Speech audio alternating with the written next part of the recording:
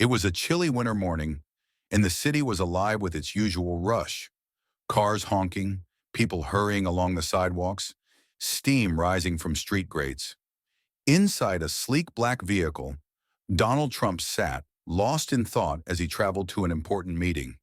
The city's towering buildings flashed by, but something unusual caught his attention.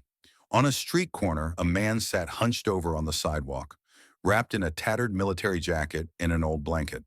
Beside him was a worn cardboard sign with bold, desperate letters. "I am a veteran. Please help." Trump frowned and immediately instructed his driver to pull over. Turning to his security detail, he said firmly, "I need to know who that man is." Without hesitation, he stepped out of the warmth of the vehicle and into the icy wind. Passers-by shot curious glances as he approached the man. Before we continue, if you believe in stories that touch the heart and inspire action, make sure to subscribe to Timeless Stories, where we bring you powerful narratives that make a difference. The man flinched slightly as Trump neared but remained seated, his gaze weary yet cautious. Kneeling to his level, Trump asked in a calm, steady voice, "What's your name?" The man hesitated before answering in a rough whisper, "Michael. Michael Carter." Trump met his eyes, his expression filled with genuine concern. "Tell me your story, Michael." Michael tucked his trembling hands deeper into his blanket and took a shaky breath before speaking. "I joined the military when I was 22, served overseas, fought battles that still haunt me. I lost friends, faced horrors no one should ever witness." His voice wavered, eyes glistening with painful memories. "But coming home, that was the hardest battle of all." Trump listened intently, his face showing the weight of Michael's words. Michael continued, his voice raw with emotion. "I was injured. The physical wounds healed, but my mind, my soul, they didn't. My family abandoned me. They said I was too broken, too much of a burden. I lost my job, and when I couldn't pay my debts, I lost my home. One day I found myself here on the streets, cold and invisible to the world." Tears welled in his eyes as he added in a whisper, "Last winter, I slept beside another veteran, a man who fought for this country just like I did. When I woke up, he was gone, frozen. No one even noticed until I called for help." He swallowed hard. "Sometimes I wonder if that'll be me one day." Trump took a deep breath, his expression serious yet compassionate. Then in a voice filled with resolve, he said, "Michael, a man like you should never be in this situation. You fought for this country, and now this country must fight for you. This has to change." Michael blinked, disbelief and a glimmer of hope flickering in his tired eyes. "Really? You do this for me?" Without hesitation, Trump nodded. "Yes, this is just the beginning. The darkness ends now." For the first time in years, Michael felt something he had almost forgotten. Hope. Trump immediately took action. He called his assistant. "Book the nearest hotel and have a doctor on site, and get a warm meal ready." Minutes later, a steaming bowl of soup and a sandwich were brought to Michael.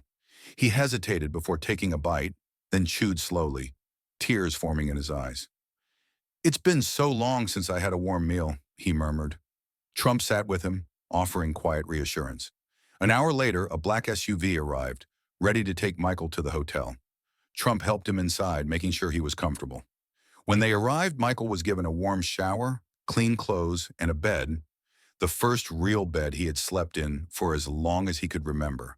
But Trump wasn't done yet. He arranged for a doctor to examine Michael and ensure he got the medical attention he needed. A new beginning. The next morning, Trump met Michael in the hotel dining room where a beautifully set breakfast awaited. As they sat down, Trump placed a folder on the table. "Michael, I've set up a plan for you." Michael hesitated, his hands trembling slightly as he picked it up. "There's an organization called Veterans United," Trump explained. "They help veterans like you rebuild their lives. I've already spoken to them, and they're ready to help. Housing, job training, counseling, it's all covered. And I'll personally take care of your expenses for the first year." Michael's eyes widened. "You're serious?" Trump smiled. "Yes. You served this country, and now it's time for this country to serve you." Later that day, Michael met with representatives from Veterans United who walked him through his new journey. Trump handed him a check to cover his immediate expenses, ensuring he had everything he needed to start fresh. Overwhelmed, Michael wiped his tears and said, "This feels like a miracle. I never thought my life could change this fast." As Trump prepared to leave, he turned to Michael and said, "One day, you'll get the chance to help someone else. That's how the world gets better, when we lift each other up." Michael nodded, his eyes filled with gratitude and determination. "I promise. One day, I'll pay it forward." Turning to the camera, Trump spoke with deep sincerity. "Every day, countless people struggle in silence, waiting for someone to see them, to acknowledge their pain. We must never forget that a simple act of kindness can be the turning point in someone's life. You don't have to change the whole world. Just start by changing one person's world." As his words echoed, the screen transitioned to Michael stepping into his new home, his hands running over the doorframe as if to confirm it was real. A smile, one of hope and newfound purpose, spread across his face. He sat at a desk, filling out paperwork for his new job, his shoulders lighter, his posture stronger. The story wasn't just about one man's second chance. It was a reminder that hope is never truly lost. We all have the power to make a difference, no matter how small the gesture. If this story touched your heart, take a moment to share your thoughts in the comments.